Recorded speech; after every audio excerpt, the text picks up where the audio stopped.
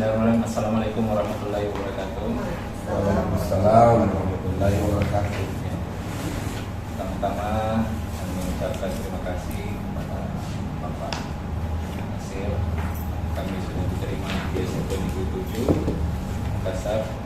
Kami dari calon guru penggerak angkatan 7 Kota Makassar akan mengadakan wawancara tentang kaitannya dilema etika yang selama ini ada di SMP Negeri 7 Makassar.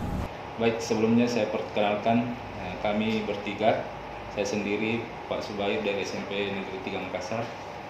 Yang kedua Pak Toto dari SMP 7 dan yang ketiga Ibu Juliana dari SMP Negeri 32 Makassar. Baik, selanjutnya kita mulai saja. Ya. Oh, Ya. langsung. Langsung. Ya, jadi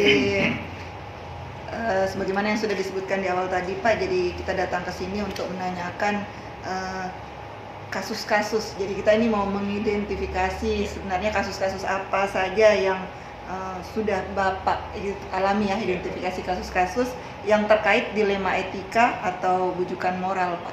Pengalaman kami di SMP 7 karena saya kebetulan sudah 7 tahun lebih, dan bagaimana kemudian kami merasakan apalagi dilema etika yang seperti kejadian-kejadian tersebut. Dilema etika yang pertama adalah saya rasa bagaimana kemudian guru diyakinkan untuk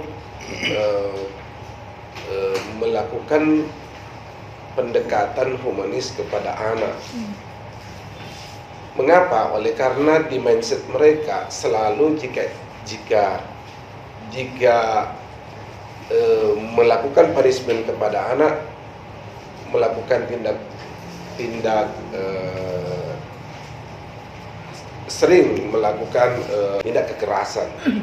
Ini banyak terjadi di awal saya bertugas, dan itu mewarnai aktivitas keseharian di sini. Seolah nanti gertakan, marahan ataupun mengintimidasi anak dengan mengancam anak dengan pukulan, baru kemudian anak mau berhenti. Itu di mindset guru. Sehingga ini yang dilema yang pertama yang saya hadapi, bagaimana meyakinkan mereka untuk tidak sedikit pun menyentuh fisik anak, baik itu dalam kondisi apapun. Kemudian yang kedua barangkali bagaimana kalau ada kasus seperti itu, bagaimana Bapak menjalankan pengambilan keputusan? Jadi kalau bentuknya juga antar anak juga dengan anak, itu juga banyak terjadi di SMP 7. Di awal saya bertugas juga di sini, itu yang paling sering dilema etika seperti ini. Nah, ini persoalannya adalah pertama, kedua-duanya ini kita mereka ini kita punya anak-anak kita semuanya. Jadi cuma memang saya sampaikan besar sekali persentase gesekan antar anak. Bahkan terjadi di awal saya di sini terjadi apalagi di fasilitas geng anak. Sampai ada geng ini sebenarnya. Begitu yang terjadi di sini. Sampai hampir difasilitasi, tapi kemudian kita berhasil meredam. Itu antar sekolah juga luar biasa. Setiap pulang sekolah terjadi lagi tawuran dengan sekolah lain. Nah, ini juga menjadi dilema kita. Kenapa? Karena satu sisi kita punya anak-anak, yang kedua di sisi lagi kita harus berpikir besar bahwa ini anak-anak kita di Kota Makassar. Sekolah lain juga seperti tidak bisa kita menyatakan yang salah ini dan ini yang benar kita. Dan hal ini mungkin kedua-duanya kita harus cari permasalahan-permasalahan, dan itu kadang sampai ke kepolisian permasalahan ini. Nah, bagaimana mengatasi? Mengatasi yang pertama. Jadi mengatasi pertama memang saya di awal membuat sekolah, tagline sekolah saya yang saya buat itu Sekolah Mak Ranu-Ranu, sekolah yang menyenangkan. Itu tagline awal saya ketika bertugas. Indikatornya yang pertama pembelajaran menyenangkan. Bagaimana kemudian guru memberikan pembelajaran yang menyenangkan. Yang kedua, hak-hak anak terpenuhi. Jadi di situ tertulis di depan hak-hak anak terpenuhi. Yang saya maksud hak-hak anak ini terpenuhi adalah segala bentuk hak anak yang melekat pada dirinya di SMP 7 Makassar harus dilindungi oleh guru. Bahkan yang lain, harus guru berperan aktif untuk melindungi hak anak yang melekat dalam dirinya.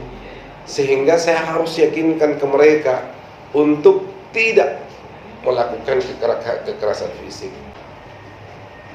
Tahun itu juga dimulai dengan adanya program ini, dimulai pendampingan pelibatan orang tua terhadap pendidikan anak di SMP 7 dari BP Baudikmas dengan melihat konsep ini. Jadi konsep ini yang mereka lihat. Dibuatlah paguyuban kelas dan kelas inspirasi untuk sekolah. Jadi bagaimana melibatkan orang tua terlibat dalam pendidikan anak dengan pendekatan humanis. Dan saya kira ini adalah keberhasilan tim semuanya, karena kalau hanya BK saja dan wali kelas, tim ya Pak ya? Tim. Jadi itu orang-orang yang mendukung Pak? Iya, jadi tim solid karena kami terus briefing guru-guru setiap hari Senin untuk melakukan ini. Terus tantangannya Pak? Ya, jadi tantangan pastilah tantangan pertama itu dari guru. Tantangan pertama dari guru. Perbedaan pendapat pasti, karena di pikiran guru tidak akan berubah ini anak kalau saya tidak keras. Sama dengan sulit mengubah mindset. Tidak akan pintar ini anak kalau saya tidak jelaskan. Dan yang kedua adalah saya kira kondisi masyarakat kita. Tantangan saya kira adalah orang tua. Orang tua sendiri itu yang mungkin waktu untuk mendampinginya, apalagi mungkin karena kesibukannya juga. Sehingga ada kira 3 itu yang menjadi tantangan kita: internalisasi sekolah, eksternal dalam hal ini orang tua dan masyarakat, yang ketiga adalah lingkungan.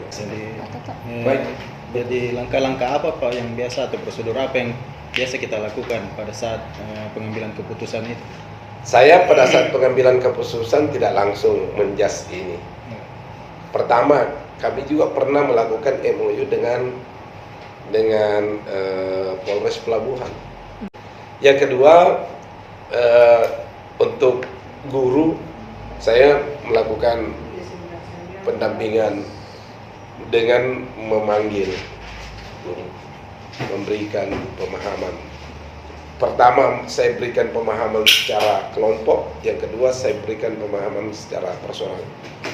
Yang ketiga, terkait dengan permasalahan antar anak, itu sangat banyak berperan juga BK dan wali kelas. BK wali kelas ini juga sangat banyak berperan, dan saya ambil langkah-langkah strategis bagaimana kemudian melakukan pendampingan BK dan wali kelas secara masif, secara bersama-sama kepada kelompok-kelompok yang bisa menimbulkan hal-hal yang seperti tadi, dan itu juga sangat besar manfaatnya.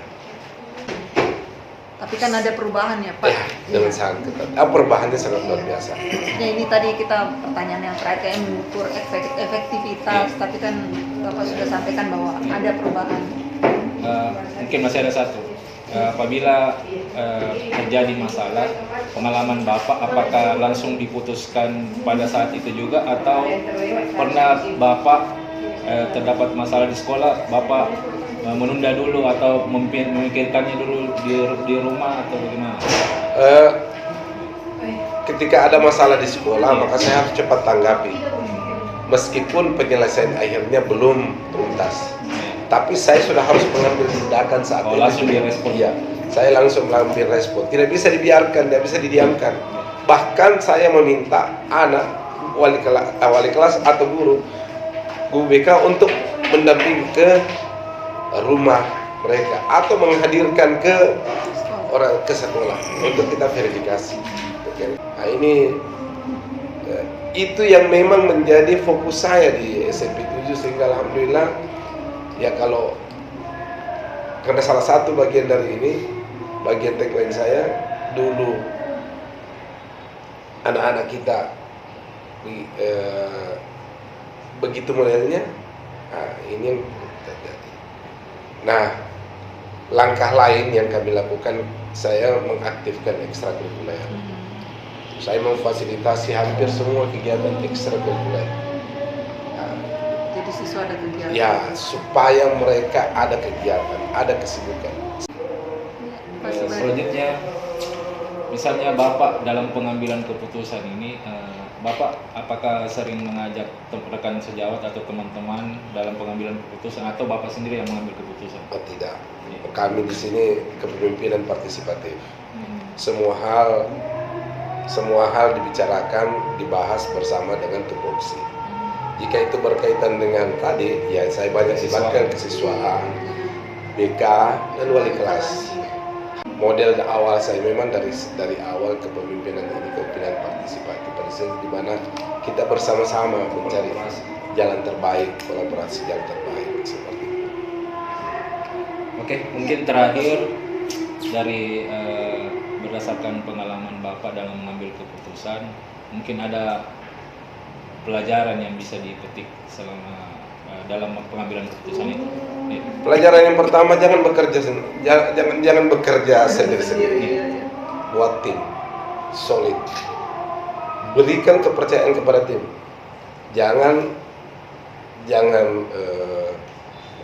Jangan buat tim lalu kemudian mereka hanya menonton. Tidak.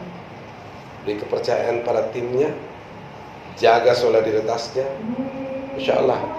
Jangankan siswa, guru-guru juga mekar.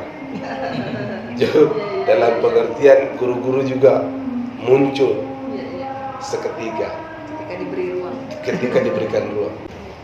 Saya kira cukup ya. Iya. Baik, terima kasih Pak atas informasi yang diberikan kepada kami. Semoga berdasarkan pengalaman Bapak yang telah dilakukan di SMP Negeri 7 Makassar ini dapat bermanfaat dan menjadi pelajaran berarti bagi kami JGP Angkatan 7 Kota Makassar. Terima kasih. Wassalamualaikum warahmatullahi wabarakatuh. Waalaikumsalam. Banyak Pak waktunya.